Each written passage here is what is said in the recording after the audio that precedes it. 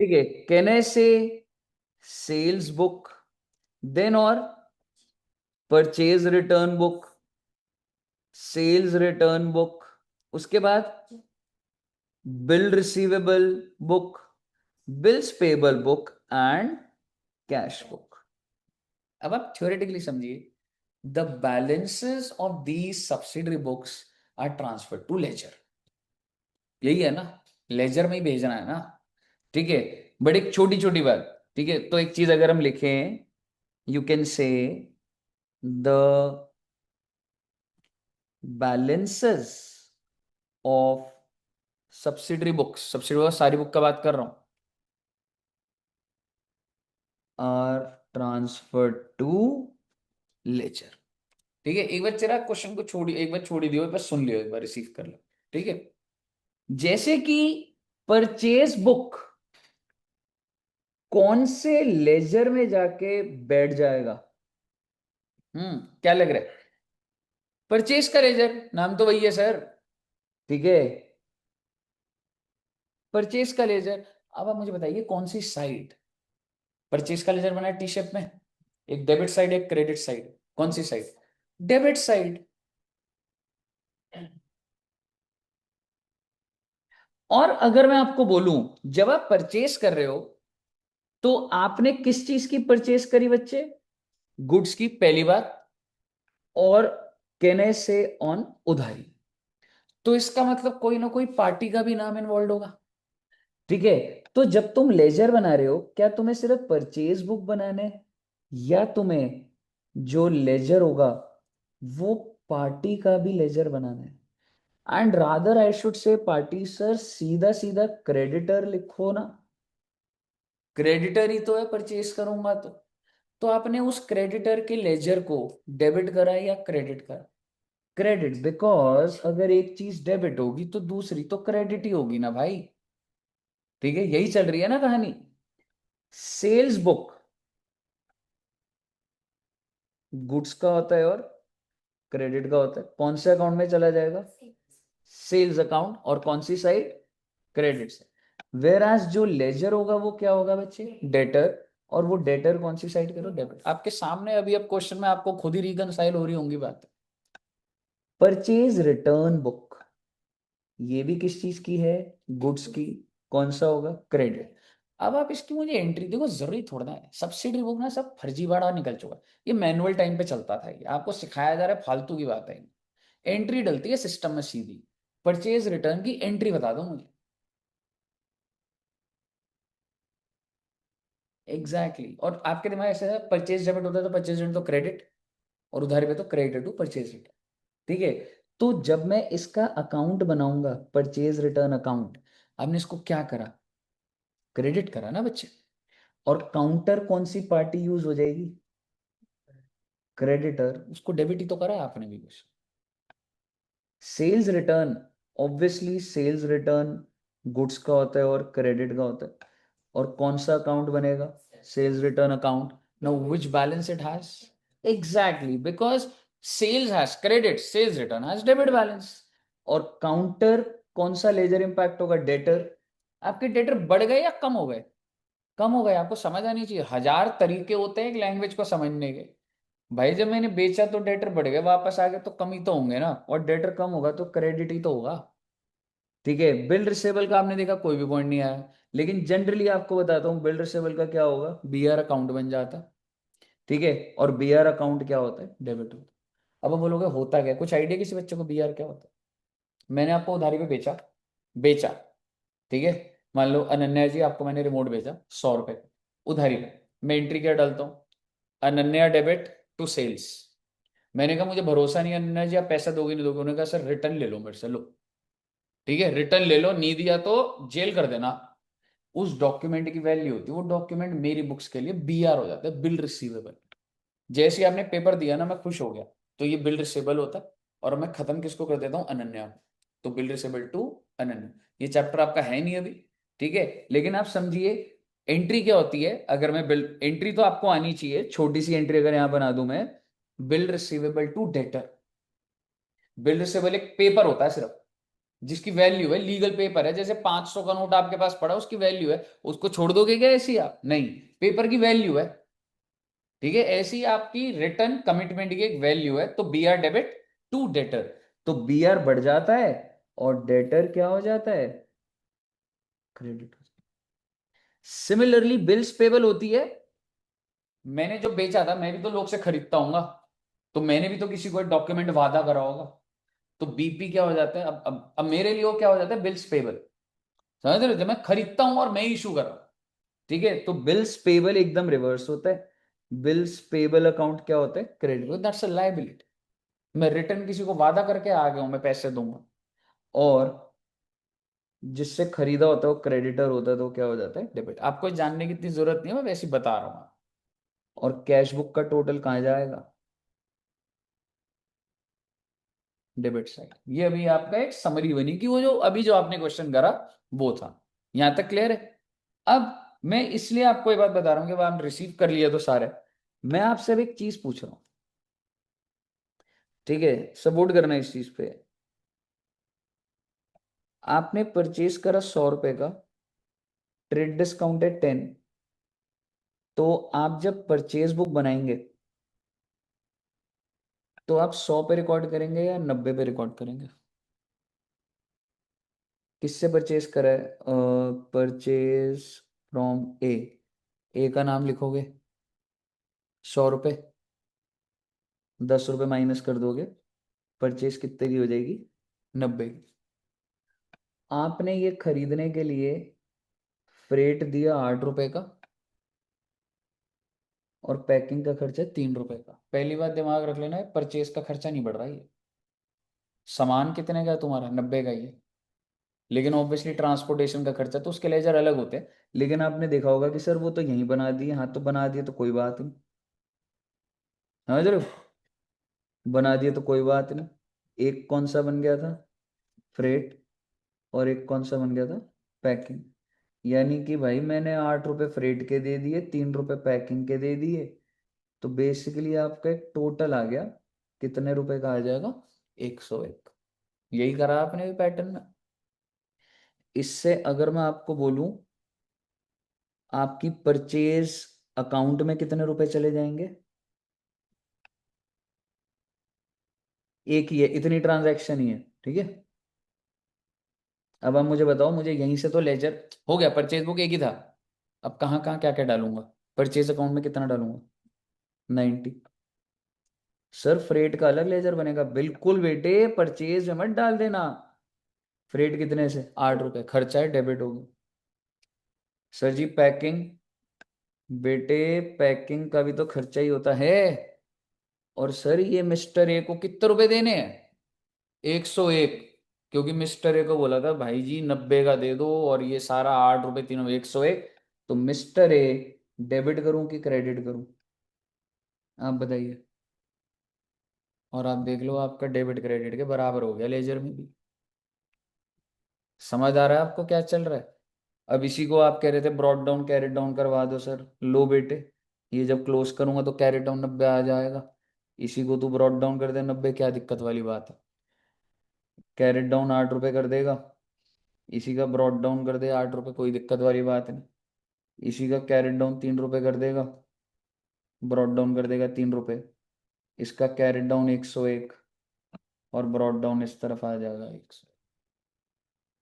अगर आपको यहाँ से भी है, और देख लो, आपको अकाउंट सब आ गई है अब, ठीक है, अब आपको हर चीज रिलेटेड दिखनी चाहिए। मेरा हमेशा इंटेंशन अकाउंट्स का ये नहीं है आपको एक चैप्टर करो, मुझे नहीं मजा आता, लेकिन अब आपका from point zero to end तक कैसे पहुंच रहा है ये दिखना चाहिए आपको।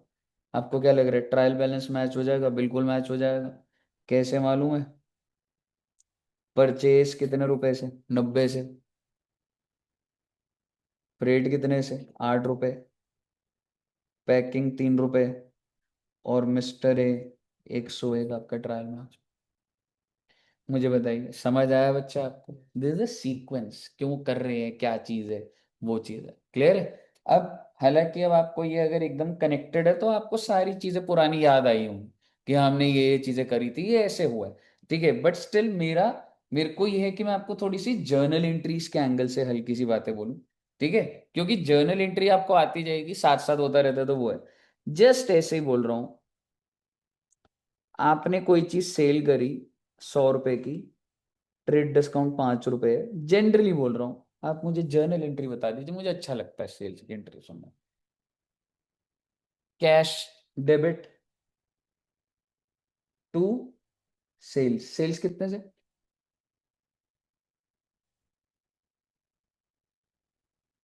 हम्म, टीडी समझ गए ना क्या है? Trade discount 95। प्लीज ध्यान रखिए, अपने रिस्यूमे टॉप पे लिख दीजिए। और ये हमने लिखा हुआ है, trade discount is never recorded. आप सोचो, जब दुकान पे आप आए ना मेरी 100 रुपए की, मैंने डिस्काउंट दिया, ठीक है, तो 95 है ना, तो मैं 95 पे रिकॉर्ड करता हूँ। Trade discount is never shown in the books, cash discount is shown in the books. ठीक है, तो मैं सीधी एंट्री क्या डालूंगा, 95 एंड 95। और अगर ये उधारी पे होता तो मैं डेबिट क्या कर देता, डेटर कर देता। ठीक है जी। इसी चीज को अगर मैं बोलूं, अगर मैंने कोई चीज परचेज करी 500 की, ट्रेड डिस्काउंट 120, तो आप मुझे बताइए मैं परचेज एंट्री क्या करूं? Exactly, and it can be purchase to cash और परचेज टू क्रेडिट। ठीक है, कितने से परचेज करूं? Exactly exactly. अरे सर ट्रेड डिस्काउंट दिखाओ, नहीं दिखाऊंगा भाई, trade discount is not recorded in books of accounts. और आप कह रहे हो रिकॉर्ड करो, आप जिंदगी में खुद ही फंस के खुद ही निकल सकते हो। आप कह रहे हो नहीं नहीं सर 500, मैं कह रहा हूं ले लो आप एक बार, परचेज आपकी 500 की है ना, आपको डिस्काउंट मिल गया, ठीक है, आप डिस्काउंट को क्या करोगे, आपने परचेज कर आपको फायदा हो गया, टू ट्रेड डिस्काउंट 120। अगर आप ऐसी एंट्री बनाते हो, आप आ तो गए आप इक्वल, बट ये गलत है। ठीक है, ट्रेड डिस्काउंट को रिकॉर्ड नहीं करा है। ठीक है,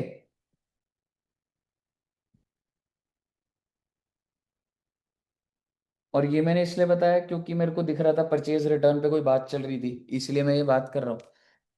अगर मैं आपको ऐसी कह रहा हूँ, सेल्स रिटर्न हो गई 50 रुपए की, ठीक है, भाई मैंने बेची थी कितने की, 100, और वो कस्टमर डिस्काउंट कितना लेके गया था।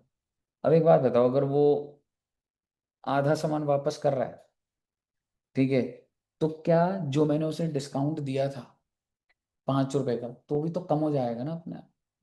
और आप ऐसे मत सोचिए, मैं कह रहा हूँ एक बार छोड़ दीजिए आपसे, ठीक है, आप मुझे बताओ, जब वो वापस आया, अब मुझे उसे पैसे देने पड़ेंगे वापस। मैंने जब उसे बेचा, तो उससे कितना कैश लिया था, 95।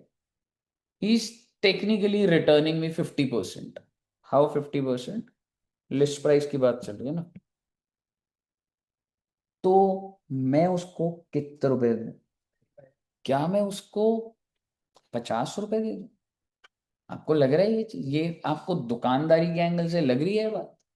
उसने मेरे को 95 रुपए दिए, और जब वो आधा सामान दे रहा है तो मैं उसे 50% से ज्यादा रिवर्स रिटर्न कर दूं? ये कैसी दुकान चला रहे हो भाई? समझ रहे हो? तो आप उसको कितना वापस करोगे? 47.5। ठीक है, और आप डेबिट क्या कर दोगे? Sales return 47। Because trade discount is not recorded here at itself also. Trade discount नाम का ले रहा हूं, ठीक है। और मैं क्या बोलना चाह रहा हूँ, बस यही चीज, आपका वो फैंसी तरीके से लिखा हुआ था कि तुमने ट्रेड डिस्काउंट ये दे रखा है 2.5 रुपए का, तो भाई सेल्स रिटर्न टू कैश ही तो कर रहा हूं मैं। यार एक बात बताओ, 95 की सेल थी, आधी वापस आ गई, तो 47.5 की सेल ही तो खत्म करूंगा, 50 की क्यों कर दूंगा भाई? ट्रेड डिस्काउंट ना पहले रिकॉर्ड हुआ था, ना अब रिकॉर्ड होगा।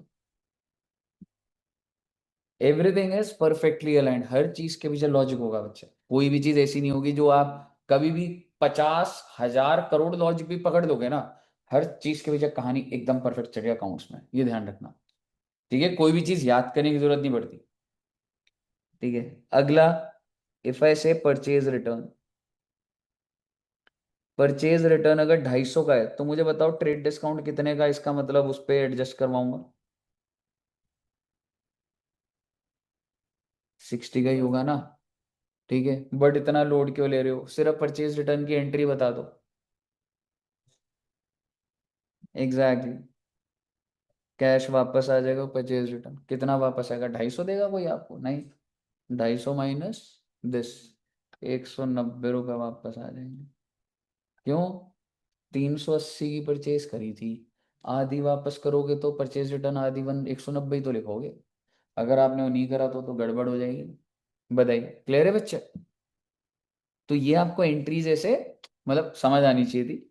ठीक है, और तो मुझे लगता है बाकी सब अलाइंड है। कोई और स्पेसिफिक डाउट आपको लग रहा है इसमें? समझ आ गया कैसे क्या चीज अलाइंड हो रही थी? कौन कौन सी चीजें हम लोग सेल सब्सिडरी बुक में नहीं लेते? इफ आई से, मुझे बताना कि इसको सब्सिडरी में लेना है नहीं लेना। परचेज ऑफ फिक्स्ड एसेट, ये बुक्स बनेंगी और आपको ट्रांजैक्शन दी हुई है परचेज ऑफ फिक्स्ड एसेट, नहीं लेंगे। बट इसकी नीचे एंट्री डालनी पड़ेगी। क्या एंट्री डालेगी? काय बार परचेज, फिक्स्ड एसेट डेबिट रे। गुड्स जब खरीदते हो तो परचेज आता है। ठीक है, लिखवा देता हूं। चलिए, ये ना भी, और आपको ना मैं नोट करने को दूंगा, ये समरी बन गई है आपकी। ठीक है, फोटो खींच लेना है, इसको नोट भी करना। मैं आपको ये कह रहा हूं, जो जनरली देखा जाएगा, following transactions are not recorded in subsidiary book. सबसे पहला, परचेज ऑफ फिक्स्ड एसेट, मान लो 5 लाख का है। ठीक है, क्या ये रिकॉर्ड करी जाती है? नहीं, वो तो मैंने लिख ही दिया। बट आप प्लीज इसकी जर्नल एंट्री भी बताइए ना, फिक्स्ड एसेट टू कैश। और मान लो अगर उधारी पे होता तो आ जाती। एग्जैक्टली exactly, एंड तो भी नहीं आती, समझ रहे हो? तो फिक्स्ड एसेट टू कैश बोल लो, फिक्स्ड एसेट टू कैश बोल लो, या फिक्स्ड एसेट टू वेंडर। अरे क्रेडिटर बोल लो, कैसी बातें कर रहे हो बेटे, क्रेडिटर वर्ड यूज नहीं कर सकता मैं। गुड्स के लिए होता है क्रेडिटर वर्ड, समझ रहे हो? Purchase, sales, debtor, creditor, these are booked for goods. ठीक है जी। अच्छा जी, क्या सेल ऑफ फिक्स्ड एसेट्स लूंगा? नहीं लूंगा, लेकिन आइए जर्नल एंट्री चेक करते हैं। सेल प्राइस क्या है? 8 लाख। बुक वैल्यू होता है बैलेंस शीट में कितने का दिख रहा है? आपकी बुक्स में दिख रहा है 5 लाख का। आपने बेचा कितने का? प्रॉफिट कितने का? 3 लाख। इसकी एंट्री बनाई। बैंक में कितना आएगा? क्यों रे? मैं तेरे को भी ये सारा फर्नीचर 5 लाख का बेच दूँ तो 5 लाख कैसे क्या सेल प्राइस रखेगा ना? तो बैंक में क्या आता है हमारा? Sale price. जो मेरा फिक्स्ड एसेट खत्म हो गया, कितने से हुआ? 5 लाख, दैट्स बुक वैल्यू। और तेरे को प्रॉफिट कितने का हुआ था? ये आ गया तेरा PNL, profit on sale of fixed asset. समझ रहे हो?